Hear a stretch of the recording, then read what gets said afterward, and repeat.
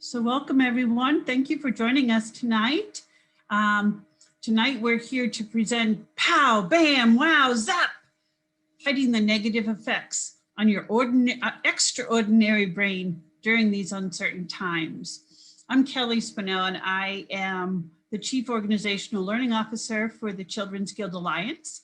And usually Angelique McCoy is with me, and tonight she's a little under the weather, so I'm going to be sharing tonight's presentation with you. So let's get started.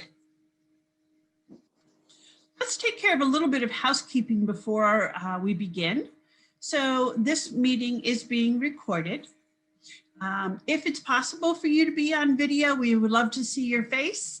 However, if it's been one of those days, we understand and you're welcome to turn your camera off. Please feel free to use the chat for any questions that might come up, or if you want to share a thought with us. There will be times during the presentation I will ask you to put information into the chat. I would ask that you mute your audio. There will be times when, by all means, you can certainly unmute yourself to share information. But for the most part, if you could remain on mute, that would be helpful. And during the presentation, I want you to stay engaged. I want you to ask questions. I want you to participate. This is a community mindset here where we're here to share ideas and our thoughts. We ask you to speak your truth and be open to new ideas. And more than anything else, we want you to open your minds and share with us your thinking, your thoughts, and your expertise. So let's get started. Today's topic is your extraordinary brain during uncertain times. All right, so I want us to start off with a little bit of reflection. So in the past 10 months, have you done any of these things? Have you forgotten where your keys are? You can't even remember what day of the week it is? Are you wondering if you remember to feed the cat or the dog, or maybe you have a bird? You can't find your cell phone? You can't remember the password to that account? Or maybe you've even worn 2 different shoes out in public. Any of that sound familiar? Well, I've done all of these in the past 10 months. Needless to say, little scattered. So now it's your turn. What I want you to think about and share with us is, what have you done in the last 10 months that maybe was a little out of the ordinary for you? So go ahead and put it in the chat. Remember, it can't be any worse than wearing 2 different shoes out in public. So let's see what people have done during this last 10 months of the pandemic. Oh, forgetting what day it is? Of course. In fact, I even thought today was Wednesday because we usually have these webinars on Wednesdays. Lost the bank card. Ooh, that's a little difficult. Lost your license. Oh my gosh. Threw out parts to my new vacuum. Oh, wow. Showering for days, not changing clothes. I understand it. Forget to sign out of work, searching for the clock and wondered if it was AM or PM. Forgot several appointments. This sounds so much like my life. I'm glad to hear I'm not alone. Sleeping too much? Yeah, that would be a nice thing to do. Hey, forgetting many, many things. 2 different shoes. Yep, not turning the office key after I drove all the way to the office. Oh, I've done that where I forgot my keys. Yep, worn my slippers to the market. Yep. Drove to the grocery store barefoot and realized that until I was parked. Yeah, You guys are right there with me. So thank you for sharing and helping me feel that I'm not alone in this. And some days you feel like you're going a little nuts. We're all there with you. So, okay, forgot I was fasting for 21 days. Wow, that's really great, I guess. All right, so let's see what we can do about all this. This is what researchers are calling a pandemic brain fog. Some people call it a quarantine brain fog, but it's a brain fog. So what are some of the symptoms? Well, it's forgetfulness, the inability to think clearly, feelings of detachment, maybe that loneliness, fatigue, poor task attention, general thoughts of really just being clouded, not being able to make those connections. But there's also some health concerns with this. It decreases our immune function. And right now, with all this pandemic, we need our immune system to be working. Increased appetite. We all know about that pandemic 10, 15, 20, 40. All the metabolic changes that are going on in our body. And this actually accounts for that increased appetite. So if you really want to blame it on something, blame it on the brain fog. Altered digestive functions, many people are suffering from, poor quality sleep, and also a depressed mood.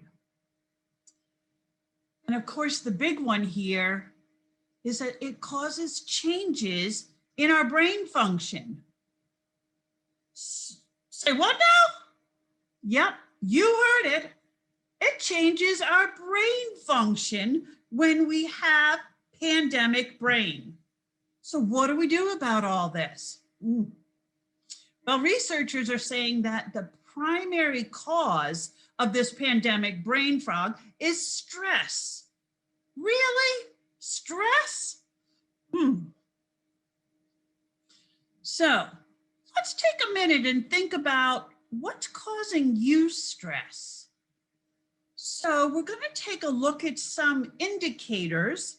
Are you experiencing stress related to financial, health, maybe childcare, personal relationships? Sometimes being together too much isn't good. Being at home and working from home and schooling from home, maybe some mental health issues, maybe some isolation or loneliness. So let's take a poll. Diane's going to share with us a poll. We're going to ask you to rate. If it's more than one, you can, but let's figure out, where are you having the most stress in your life?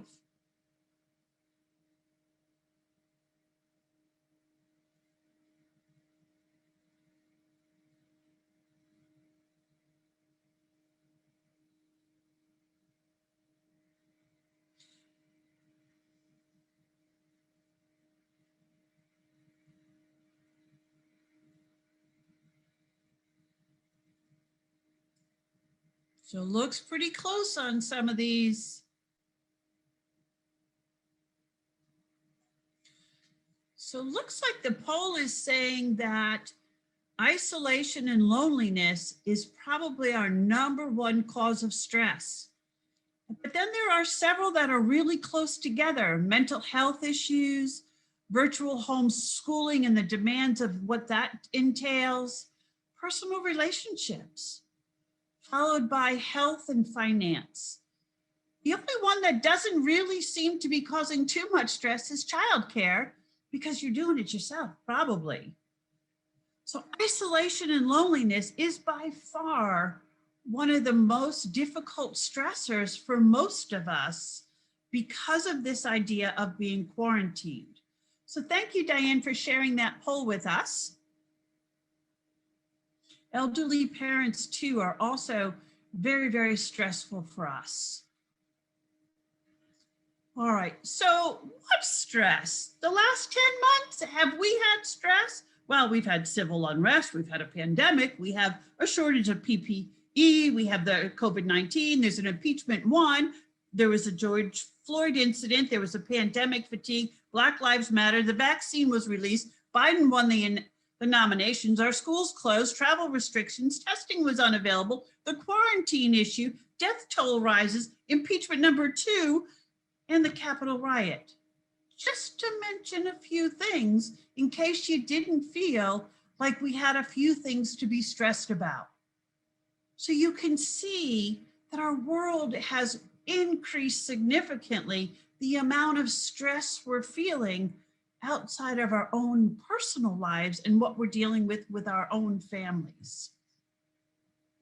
So we need to stop all this stress.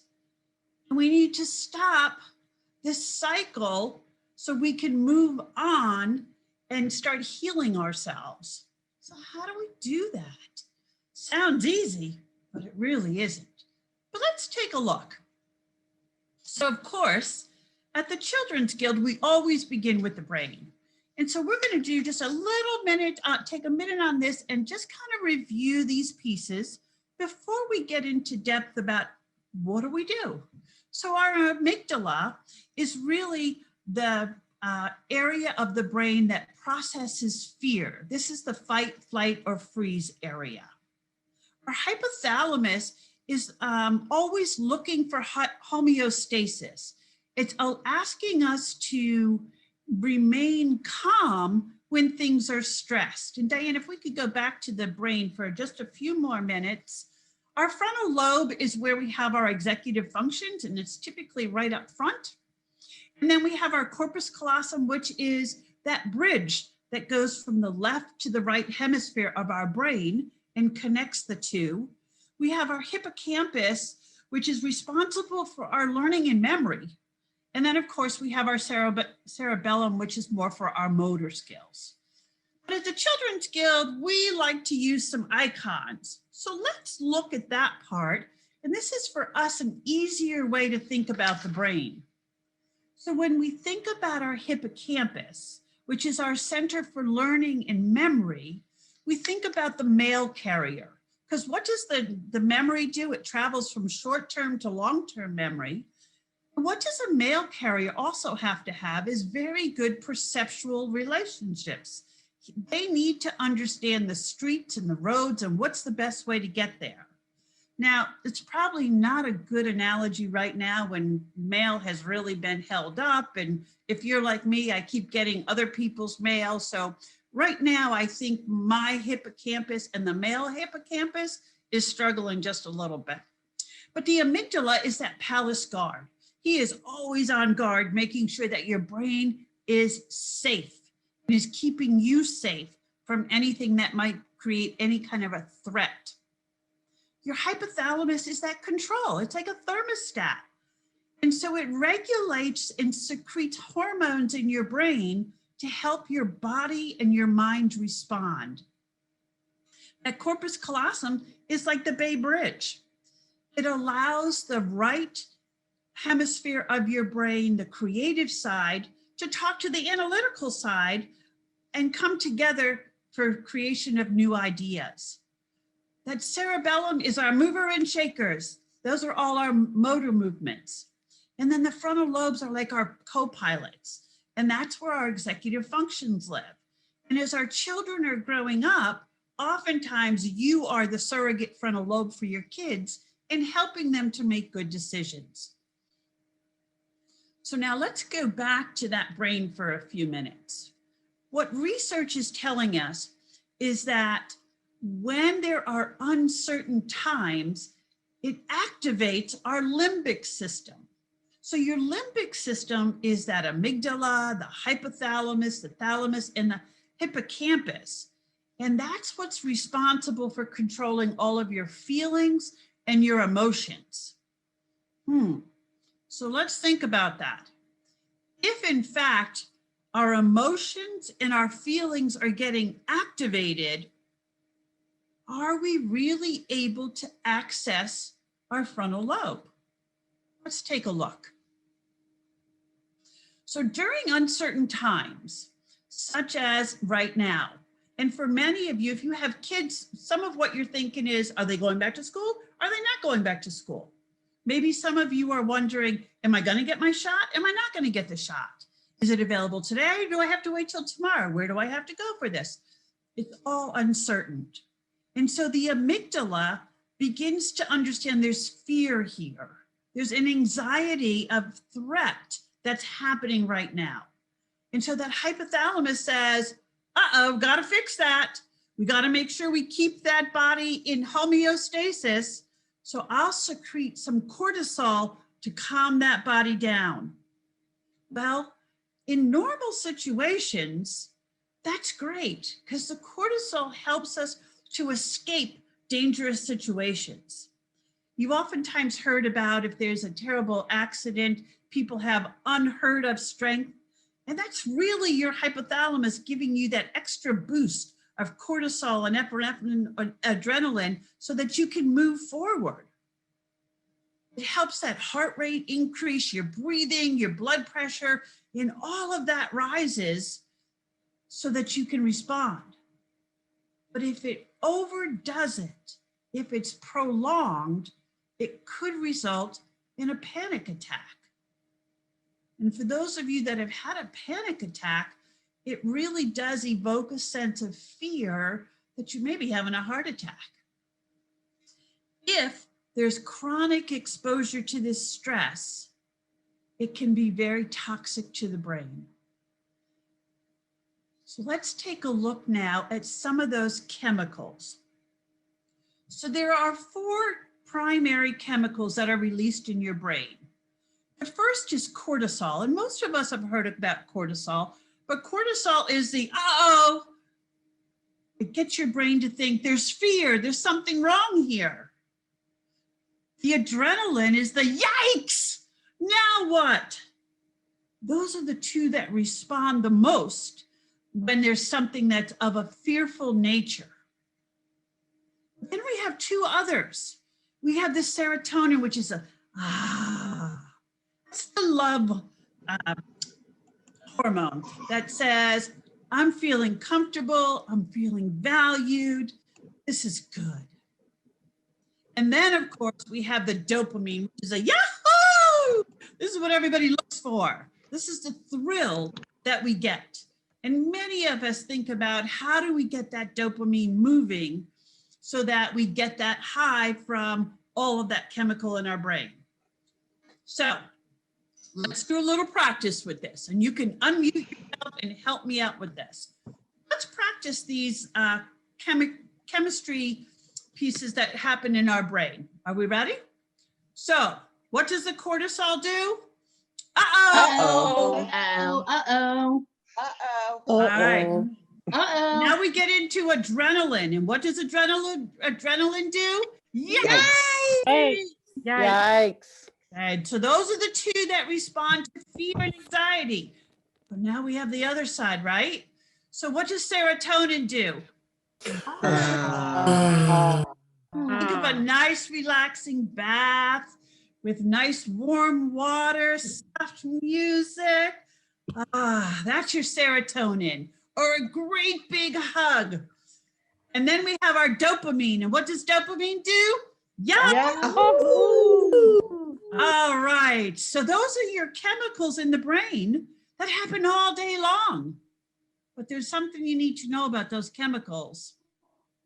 What? They don't play very well together. These pairs are in polar opposite. So what we have to think about is how do we manage the cortisol and adrenaline so that it helps us when we need it, but doesn't override our ability to secrete serotonin and dopamine. So when we have chronic stress in our brain, we know that it kills the cells in the hippocampus. And remember, that's our memory maker. And that excessive cortisol helps to shrink that corpus callosum. And that's how ideas get from the left hemisphere to the right hemisphere of your brain. And it shrinks your frontal lobe, which is where your executive function is. That's where your thinking brain is. And so cortisol needs to go so that we can get on to thinking. So think about it. Are you having trouble getting some things done recently? Are you having trouble thinking clearly? Maybe planning has been difficult for you. Sustaining attention to a task. What they're calling this now is mind wandering. It used to be daydreaming when I was growing up, but now what researchers are saying is our minds are wandering all over the place because of this fog that's happening in our brains. Do you have trouble focusing? How many times have you gone to the refrigerator and forgotten what you wanted there? Or gone to a website and think, what was I looking for again? That's what they call trouble focusing. And maybe even controlling those impulses. So this is where you might blurt out something that you wish you hadn't said. Or you might have responded in a way that was a little bit over the top because you couldn't control it. So why? Why are we doing this? How are we doing it? We need to answer these questions. So your brain's first job is safety. It's to keep you safe at all costs.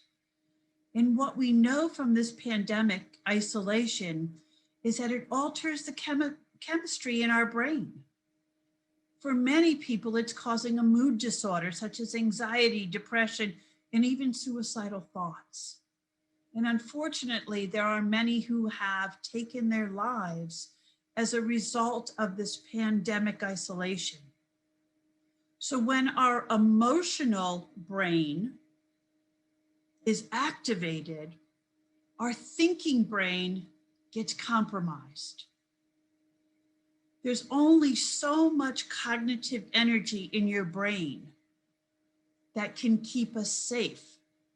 And so if we're using that cognitive resource to manage our emotion, the result is that we have a decrease in our executive function. I want you to think about something for a minute. Think about the last time you dealt with somebody that had, either if it's a child, they had misbehaved, or you got in a disagreement with someone and you challenged them on their behavior. Why did you do that? And when they say to you, I don't know, and you say, yes, you know, tell me why you did that. Think about what's going on in their brain right now. That amygdala is activated and all of those chemicals, the cortisol is coming into their brain, and you're being involved in the limbic system, which is your emotions. You can't think rationally. It's impossible to get a rational response when that's happening. So when our emotional brain overrides our executive functions, we cannot think rationally. So the next time we lose our cool with someone, think about the fact they cannot access their thinking brain. All right. So what are those executive functions? Well, that's what allows us to stay organized. It helps us to get started and initiate tasks and projects. It helps us to stay focused on our task. It enables us to inhibit our responses so we don't blurt out something we shouldn't. And it helps us to manipulate information in our mind. And these are all the skills that we just said we were really having trouble with lately. In essence, that's our thinking brain. And that's what helps you self-regulate. So as you are having an activation of fear or anxiety, and that thermostat starts going up and saying, gotta regulate, gotta regulate, gotta regulate, it's clouding the ability of your executive functions to work. So you can't stay on task. You can't get a project done. So maybe some of you have a project and you just keep looking at it and going, I don't even know where to begin. Maybe you have a basement to clean up, or a garage to clean, or a closet to clean. And every time you open it, you go, oh, there's just so much stuff, I can't do it. That's your executive function. So we got to find a way to make it so we can get back to self-regulation and be able to access our brain. And Julie, yes, I'm glad you understand that. That's me too. Sometimes it's really, really hard to get up and get these things moving when we don't have that usual energy. Chris, I'm sorry to remind you of the basement. I feel you there. So one of the things that we learned from researcher Denise Banter-Sever, what she's saying to us is that the virus has altered our levels of dopamine. Remember, that's the yahoo, and the serotonin, the chemicals in our brain.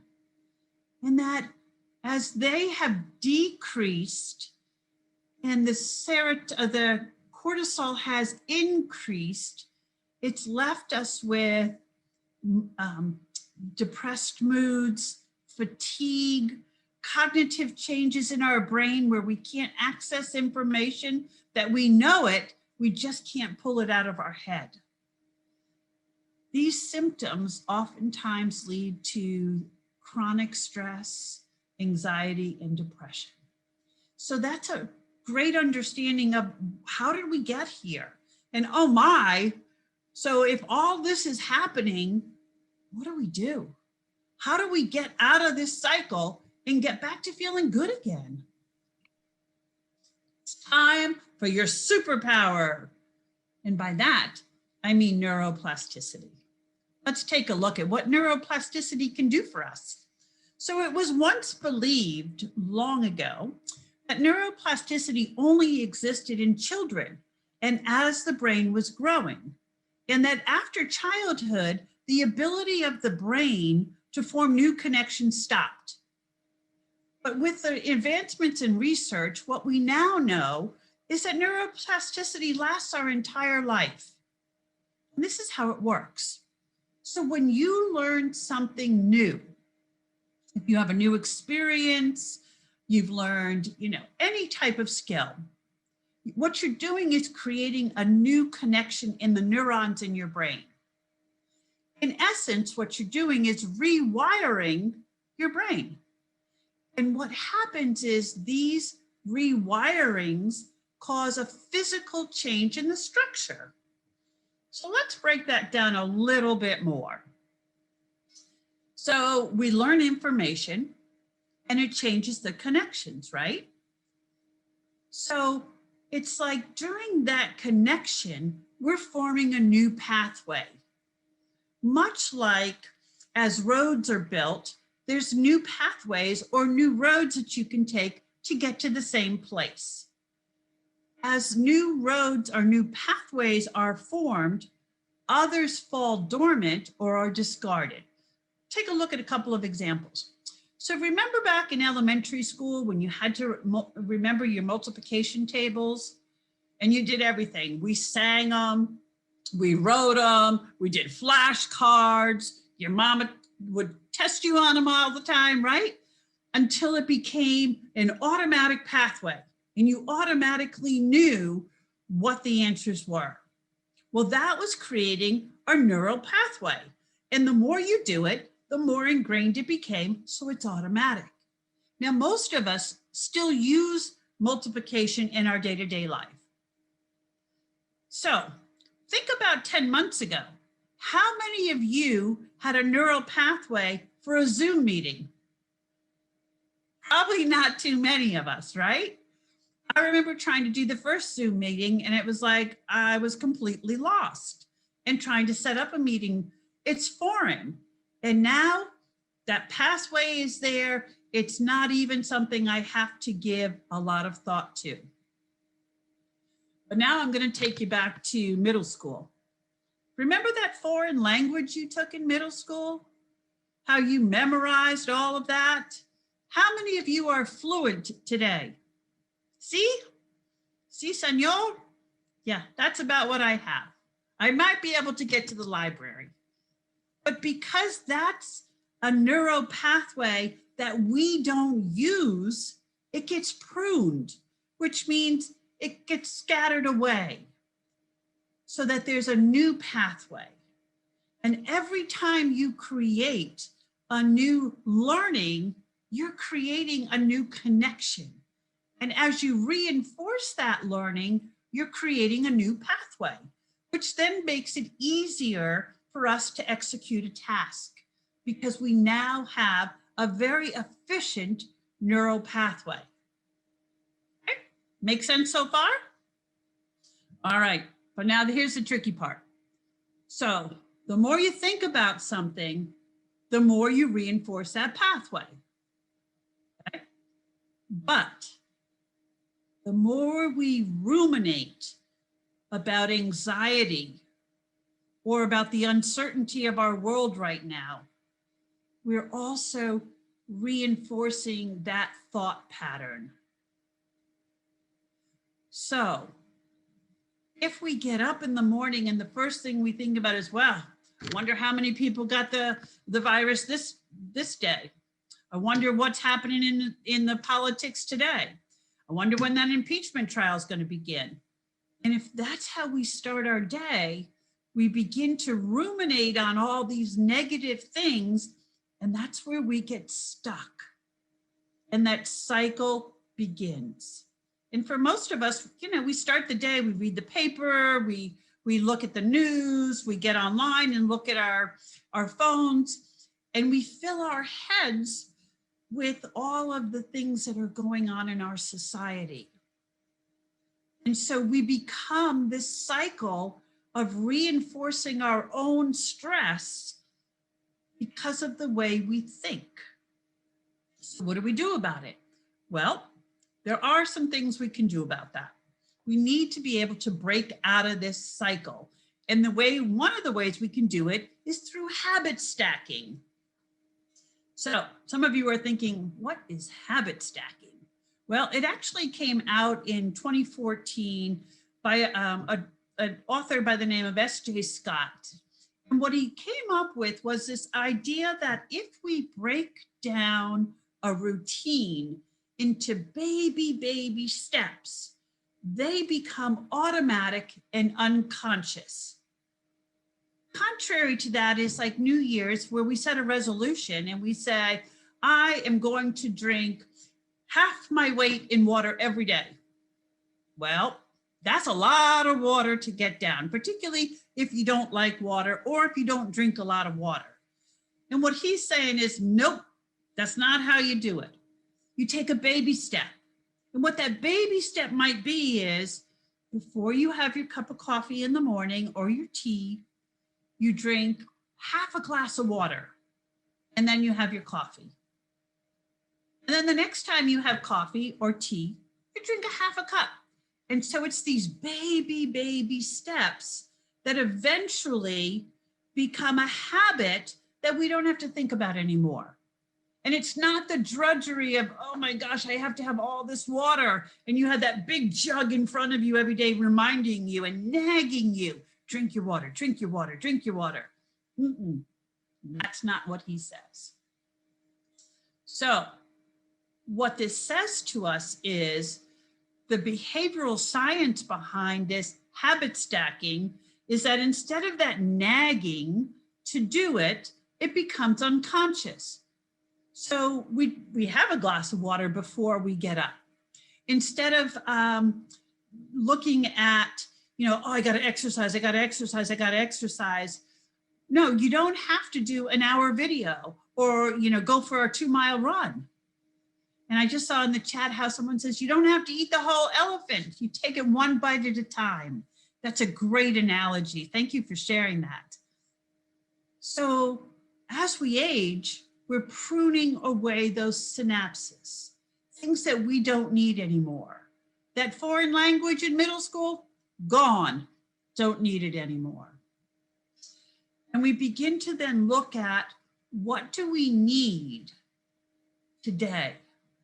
What's important for us to know how to do, how to expedite into our everyday lives so that we make our cognitive energy used in a way that benefits us in getting our day-to-day tasks done.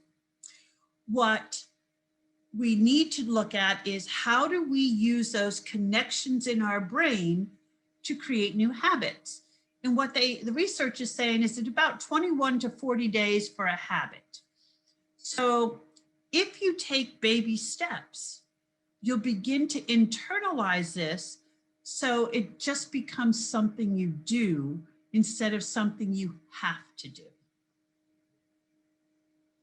All right, so now let's take that habit and build it using our superpower of neuroplasticity.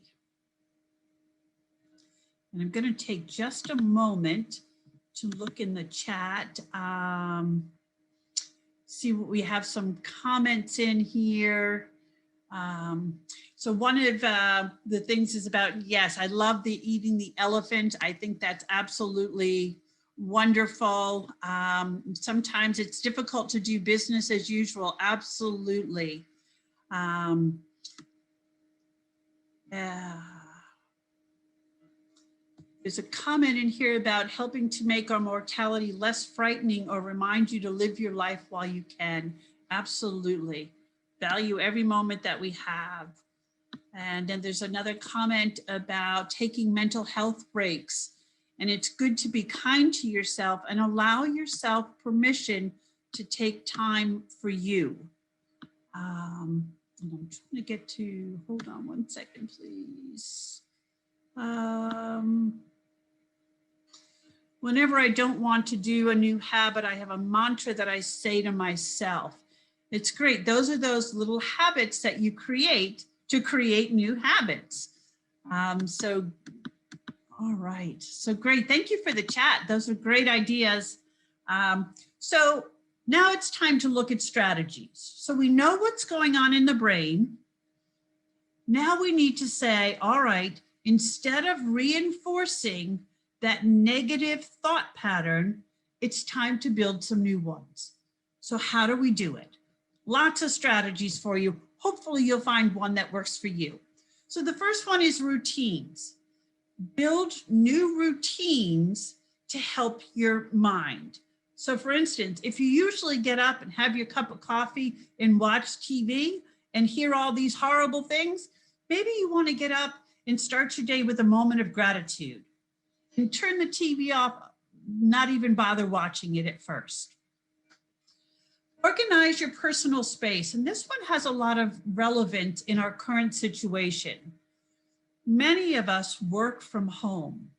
And so our workspace and our home space has gotten confused. Particularly, I think of this with our high schoolers. So a lot of high schoolers like to do their studying and their work with their laptop on their bed. So now the brain is connecting the bed with work. So when it's time now to go to sleep, the brain is thinking, wait a minute, this isn't working. Why are you laying down? You're supposed to be working. And we've now confused that space. So for myself, I used to use the kitchen table as my workspace. And it got to the point where I was selecting where to eat at the table with my work there. So it was a constant reminder. But you have to think about organizing your personal space so that you have a place for work and a place for living and relaxing and recreation. Because the brain does compartmentalize the environment with the happenings that go in that environment. So think about that. Anticipate change. We know it's going to happen. The more we prepare ourselves for change, the better off you're going to be. And I'm going to show you the what if activity in a little bit.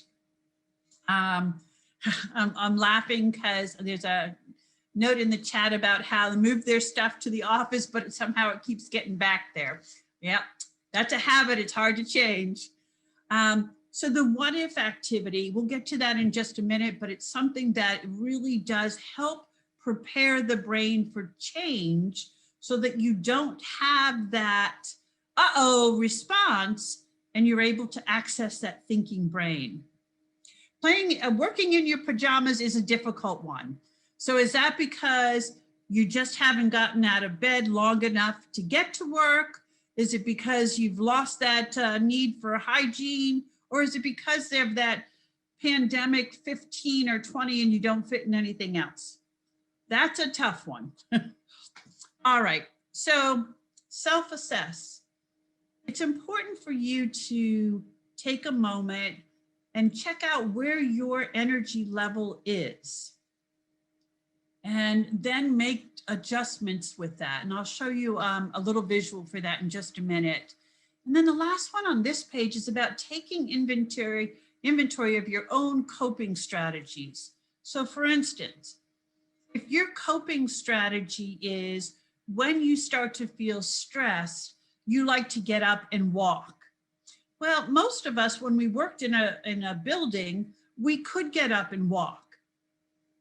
But when you're on a Zoom call, oftentimes it's a little bit more difficult to do. Or maybe your idea is that you would like to exercise. Well, the gyms aren't really as readily available now.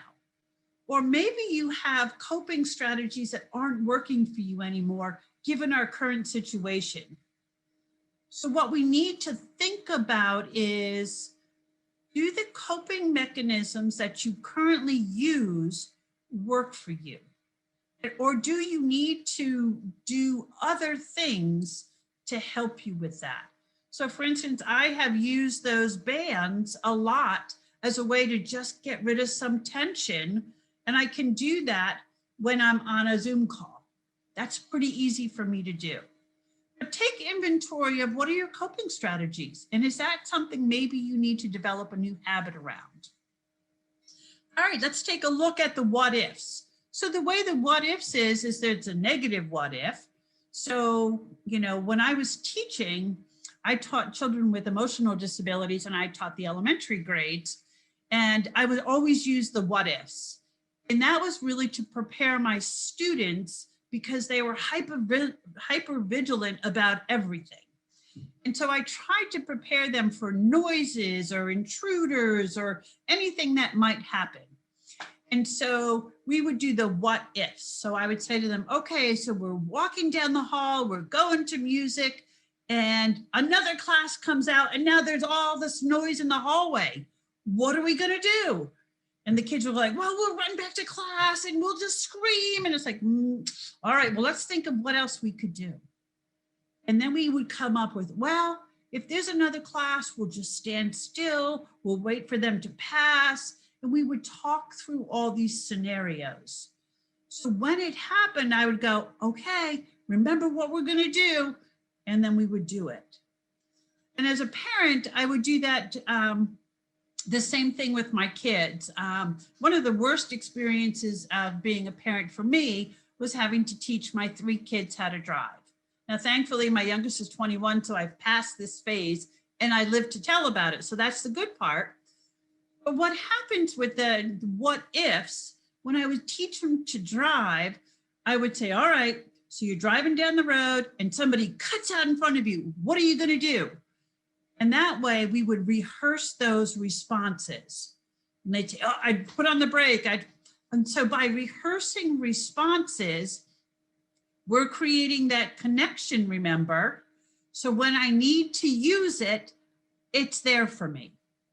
So the what if allows you to create a neural pathway that you can access when you become triggered by some stimulus. Okay, great practice. Even if you talk to yourself about it, it's great practice to have the what if figured out. All right, so this is the stress check. And with the stress check, it's really looking at where are you? Are you in a good place or you're not in a good place? So in a good place is, yep, I'm here. Sometimes we get to this, I'm sort of bothered, but I can keep going.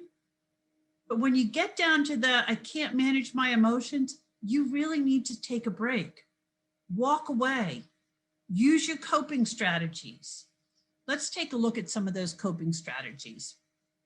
All right, intermittent fasting. Believe it or not, I was like, what does that have to do with creating, overall cognitive growth? Well, when you are fasting, your brain secretes a protein that then promotes the growth of neurons and overall cognitive function.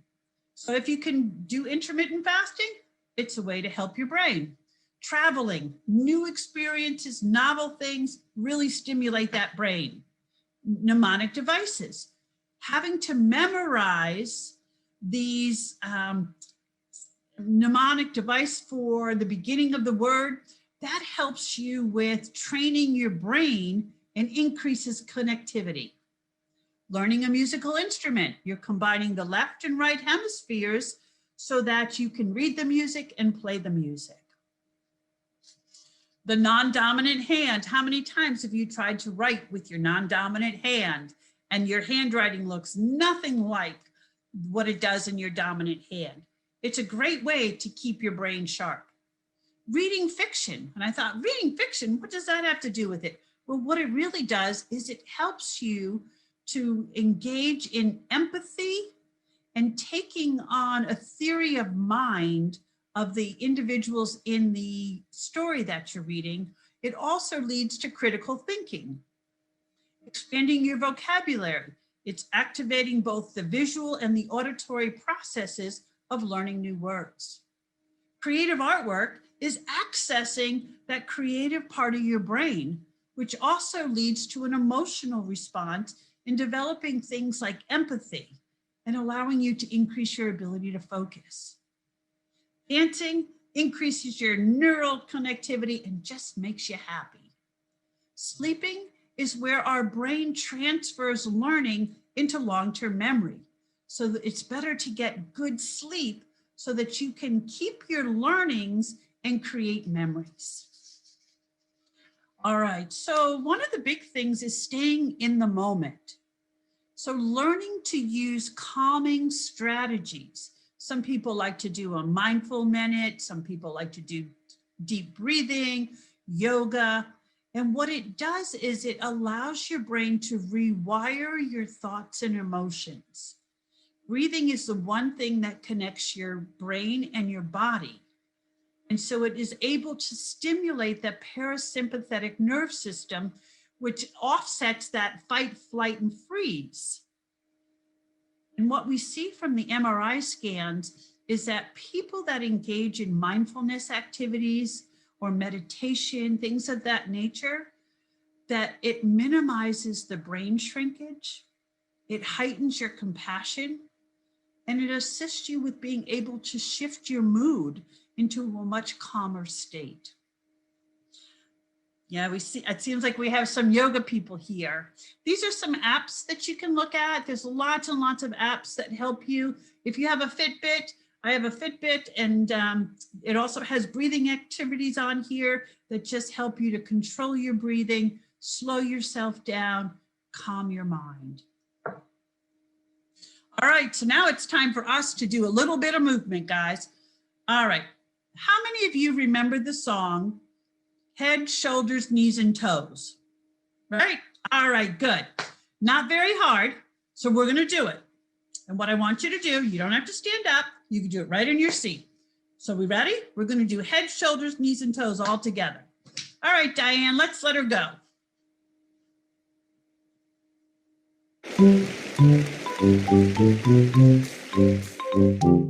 Head, shoulders, knees and toes, knees and toes.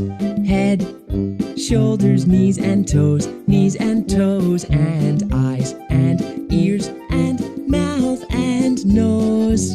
Head, shoulders, knees and toes, knees and toes. One more time. Keep going. One more time. Head, shoulders, knees and toes, knees and toes. Head, shoulders, knees and toes, knees and toes, and eyes and ears and mouth and nose. Head, shoulders, knees and toes, knees and toes. All right, so some of you are feeling pretty good, right? Okay, so now we're gonna wake up that brain. The brain likes to do things differently, right? So now, when it says head, we're gonna touch our toes. When it says knees, we're gonna touch our shoulders. When it says shoulders, we're gonna touch our knees. And when it says toes, we're gonna touch our head. All right? Now, they're not gonna do it this way, but we are. So let's try it one more time in absolute opposite of what we just did. Ready? Let's try it. Head, shoulders, knees and toes, knees and toes. Head, shoulders, knees and toes, knees and toes, and eyes and ears and mouth and nose. Head, shoulders, knees and toes, knees and toes. A little bit more difficult, right? Try it again. Head, shoulders, knees and toes, knees and toes. Head, shoulders, knees and toes, knees and toes, and eyes and ears and mouth and nose. Head, shoulders, knees and toes, knees and toes. All right, give yourself a big hand for that. So what we actually did was we tricked our brain into taking something we knew and changing it. So we just grew our brains. A couple more things you can do. Just spending time outside. Spending time in nature really does give you that creative surge. It helps with lowering heart disease, obesity, diabetes, asthma, mental distress, mortality. And there's this Japanese practice called Shinrin Yoku, and it's about taking in the forest. And they believe that when you're in nature, it helps reduce your stress. It gives you a calm of relaxation, and it gives you much deeper insights into life. So breathing fresh air raises the oxygen in your brain and boosts that serotonin, which is the So outdoors, happiness, yes. Exercise is another one. And it doesn't matter what you do, it just move your body. A 10-minute walk will help to recalibrate a very fatigued brain. Exercise will reduce your anxiety, and it will stop you from ruminating, because when you're exercising, your brain is focused on the movement and it isn't having those negative thoughts. So even going outside during your lunch break, if you have a dog, take the dog outside. If you just want to walk around, go get your mail, something. Just give yourself a way to recalibrate your brain.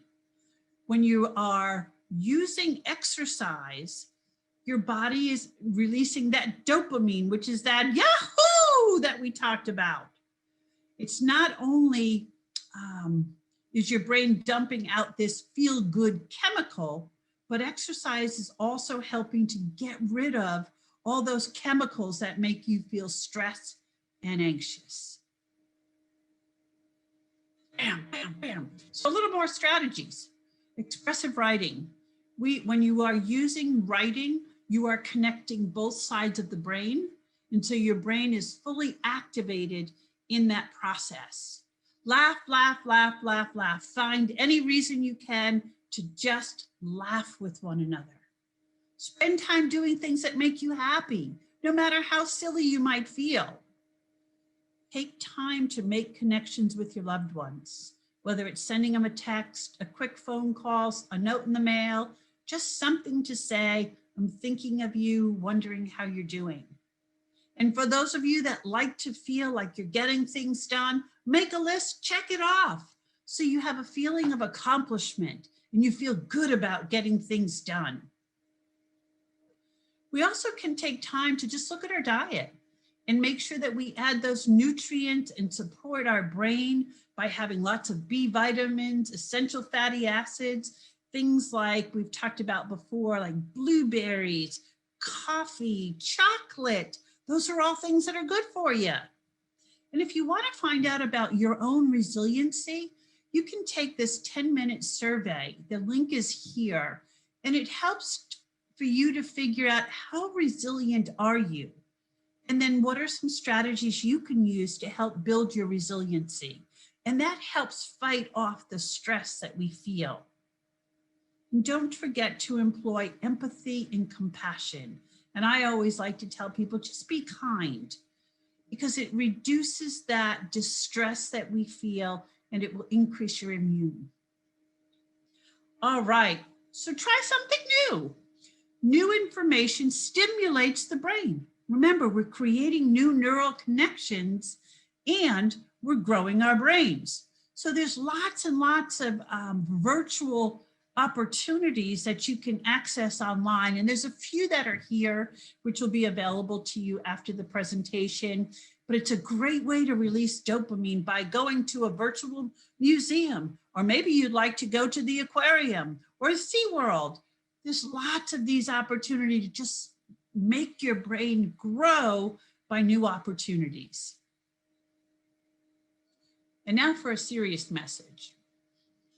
We talked a lot about how some of us are feeling overwhelmed and not at our best. But what research is telling us is that the inability to focus and produce our best work during the pandemic, it's expected. It's not a sign of weakness or that you're incompetent. It's simply a part of the human condition. So when your fellow colleague is not working up to par, give them some space. Understand they too may be experiencing a difficult day, because all of us are in this. Share with them some of these strategies that we talked about to help erase that negative thinking so that we get each other in a positive space. Dream and give yourself permission to envision a you that you choose to be. And be patient with yourself. We are all in the process of becoming. So thank you for joining me tonight. I love the comment in the chat. If you would like to leave a testimonial, we use those on our website, so you're welcome to do that. But I think that you all were wonderful tonight in just giving us some great ideas and joining in with the idea that we really are all in this together. And the more we help each other out and the more we share strategies, the more we grow. So you can access this website to get your free resources such as the brainwaves. And this presentation tonight will be featured in our upcoming brainwaves edition. You can also look for this recording on our website. If you have any questions or comments, feel free to go to info@transed.org and we'd be happy to get in touch with you for that. We have one little task for you to finish out. We'd like to ask which of these workshops or topics most interests you. So Diane will be putting up a poll for you, and we just asked you to give some feedback of which of these sounds interesting, so that we can help to continue to provide these webinars and make sure that it meets your interest. As usual, our webinars are on Wednesday evenings, so we appreciate you being flexible and moving over to a Tuesday night, but we'll continue to do these on Wednesday evenings at approximately the third Wednesday of every month. So come to our website to check out our next edition. And again, thank you very much for your time this evening. As you take time to think about this, I want to share with you a song about brighter days. So thanks again. Thank you for joining us, and hope to see you next time.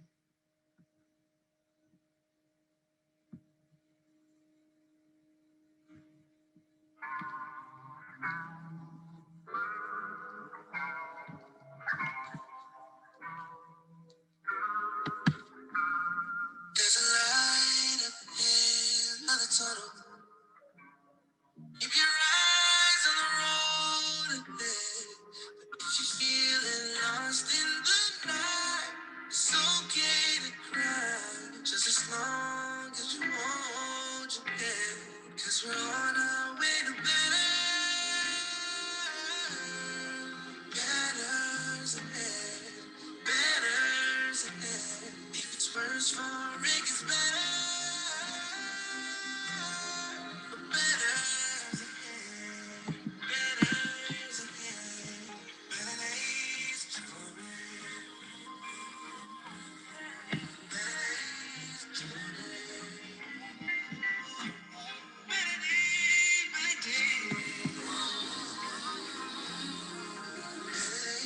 I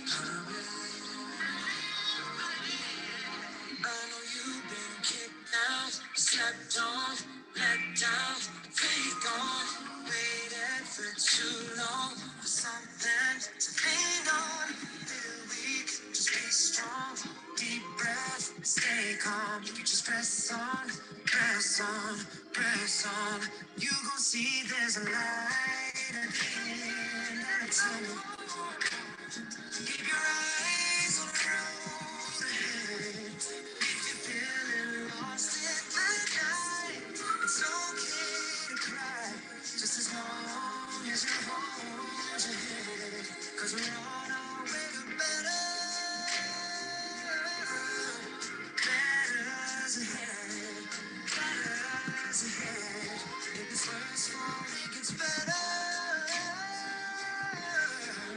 better's ahead, better's ahead. Better days are coming. Better days are coming. Better days, better days, better days are coming. I know you feel left out, stepped on. Keep going, keep going. Shine bright, don't dim yours for no one. Keep going higher, higher, higher, higher.